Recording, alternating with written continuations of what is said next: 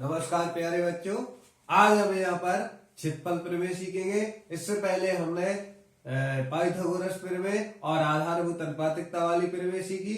आज हम यहाँ पर क्षेत्रफल प्रमेय सीखेंगे, तो देरी न करते हुए चलते हैं।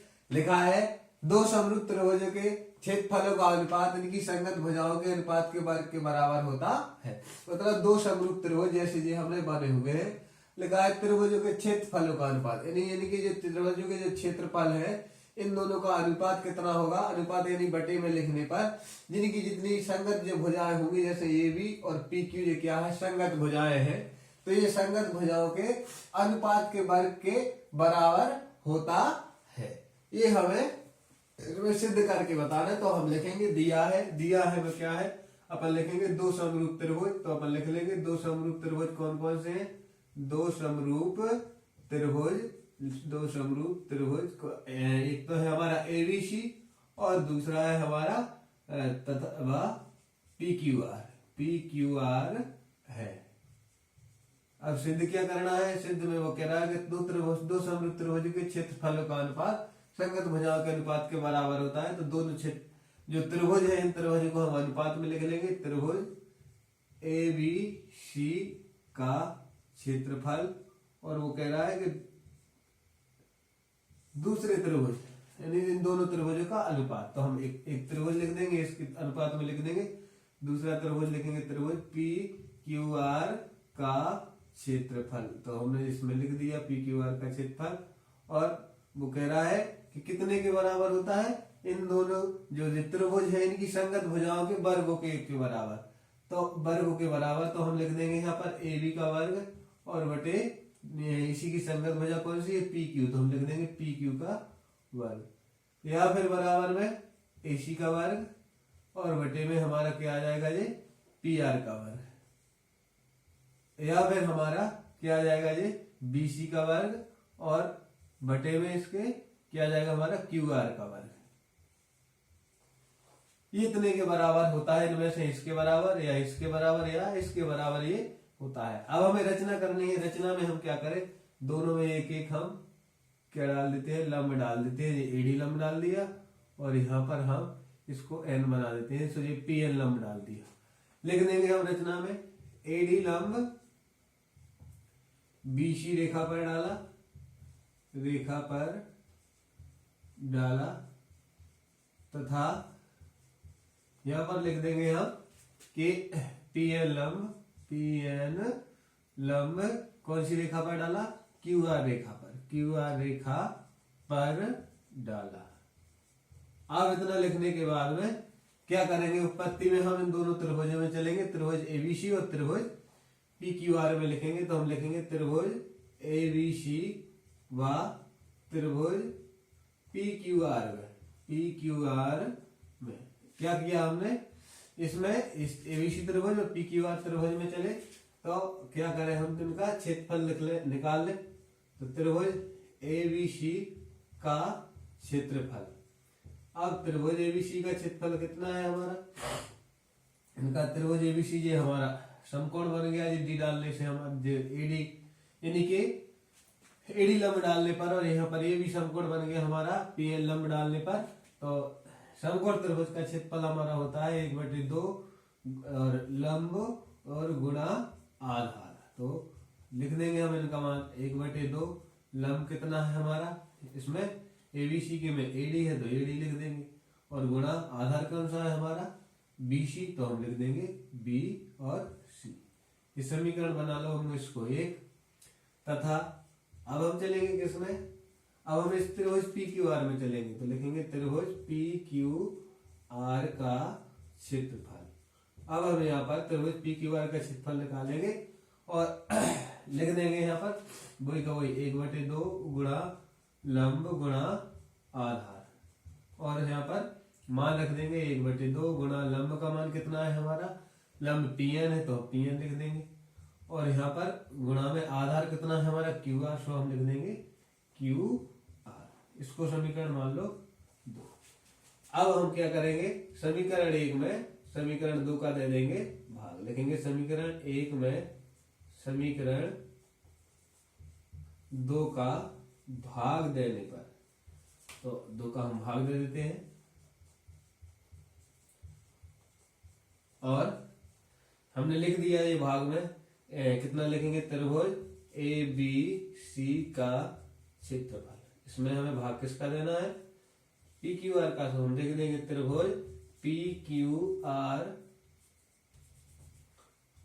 आर का क्षेत्रफल, और हमने यहाँ पर लिख दिया पी क्यू आर का क्षेत्रफल बराबर इसकी पिछले वाला अगले वाले में भाग देंगे, और पिछले वाला भाग ये है, इसमें हम कितना है 1/2 गुणा ए डी, और गुणा में हमारा क्या है बी और सी। यहाँ पर भी हम लिख देंगे 1/2 गुणा क्या है पी एन, ये वाला पी एन, और गुणा में क्यू आर। यहाँ से हमारा 1/2 से 1/2 कट जाएगा, क्या बचे रहेगा यहाँ पर हमारा बचा रहा ए डी बटे पी एन, और गुणा में बचा रहा बी सी बटे क्यू आर।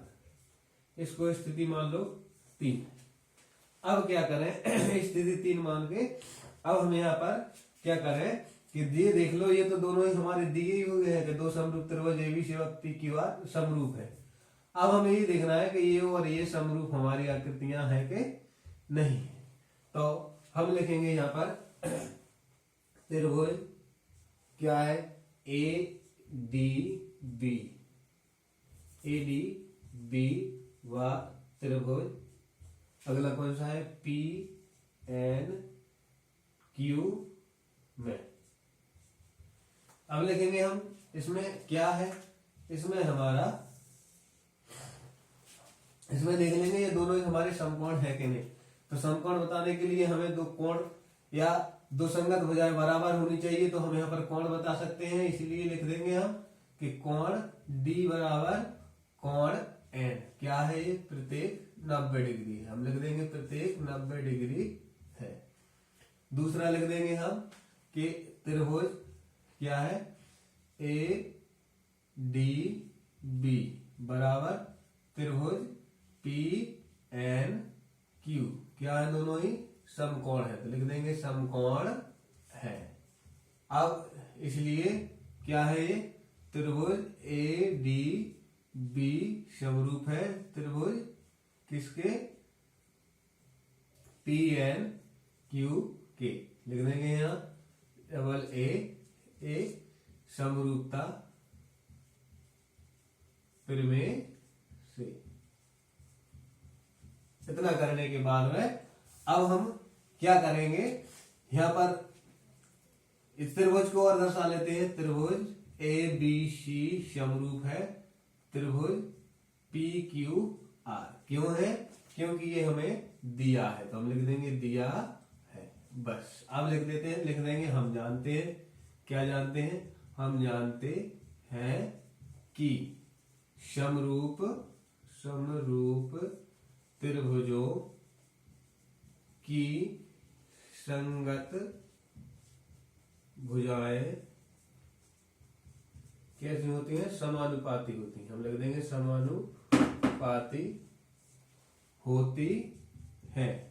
यहाँ पर समानुपाती होती हैं, समानुपाती होंगी तो सभी भुजाएं कैसी होंगी हमारी, जैसे ए बी बटे पी क्यू बराबर ए सी बटे पी आर बराबर बी सी बटे क्या होगी क्यू आर बराबर ए डी बटे पी एन बराबर बी डी बटे क्यू एन बराबर डी सी बटे एन। ये सभी कैसी होंगी, बराबर बराबर समानुपाती होंगी, यानी कि बराबर बराबर होंगी। अब हम क्या करें, इसीलिए हम यहाँ पर ये करेंगे कि ए डी बटे पी एन या एन पी बराबर क्या रख दें हम बी सी बटे क्यू आर रखने क्यू आर क्या काय में रख दें हम समीकरण 3 में रखने पर, 3 में रखने पर। तो समीकरण 3 हमारा कितना है, ये वाला है, उतार लेंगे, मैं इसके समेत उतार लेंगे हम। तो यहाँ पर लिख देंगे त्रिभुज ए बी सी का क्षेत्रफल बटे में त्रिभुज पी क्यू आर का क्षेत्रफल लिख देंगे। क्या है?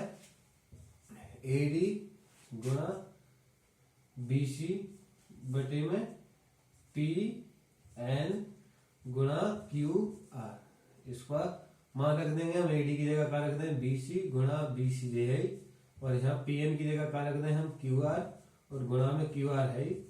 तो यहाँ पर यही का तिंग आ जाएगा, और यहाँ पर भी ये यही का तिंग आ जाएगा, और ये क्या हो जाएगा हमारा? बीसी का वर्ग बटे क्यू आर का वर्ग।